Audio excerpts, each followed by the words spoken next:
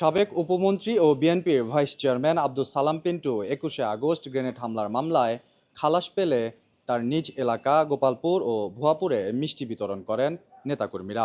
এ সময় ব্যান্ড বাজিয়ে ও নেচে গেয়ে তারা আনন্দ উল্লাসও করেন। সে সময় পুরো এলাকা মিছিলে ও স্লোগানে মুখরিত হয়ে ওঠে। সালাম পিন্টুর নির্বাচনী এলাকার নেতাদের দাবি ২১ আগস্ট গ্রেনেড হামলার মামলায় সালাম পিন্টুকে ষড়যন্ত্রমূলকভাবে জড়ানো হয়েছিল।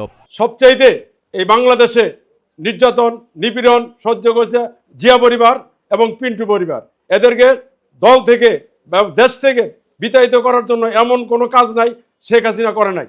১৭ বছর কেমন ছিলেন পরিবারের সদস্যরা? এমন প্রশ্নে তারা ভাগ্নে জানান নানান অপ্রাপ্তির কথা। ১৭ বছর তার দুইটা মেয়ে ছিলেন, এখনো আছেন।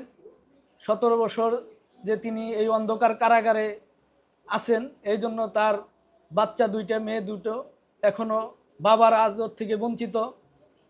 ফ্যামিলিতে তারা মাঝে মাঝে চেয়ে থাকে কখন আমার বাবা ছাড়া পাবেন। ধরতে গেলে তারা বাবা নেই, এইভাবেই তারা দিন কাটাচ্ছে। তারা বাবার আদর থেকে একদম বঞ্চিত। তারা খুব অসহায়ভাবে দিন কাটাচ্ছে। তার ওয়াইফও খুব অসহায়ভাবে দিন কাটাচ্ছে। এটা বলে আসলেই শেষ করা যাবে না। আমি যখন যাই আমার কান্না চলে আসে। বলে আমার মামি বলে যে বাবা আমাকেই বলে, বাবা আমার স্বামী কবে ফিরে আসবে।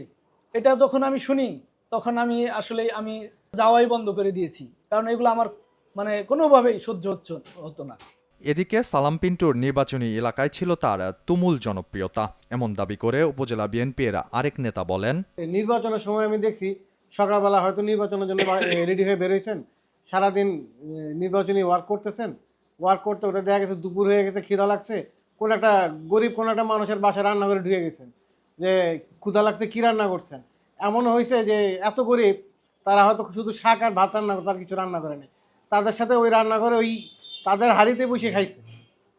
এই সমস্ত কারণে মানুষ তার প্রতি এত বেশি দুর্বল।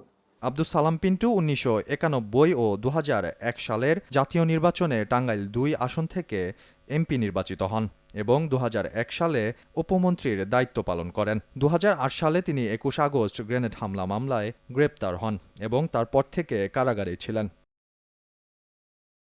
মাহদি হাসান, কালের কণ্ঠ, ঢাকা।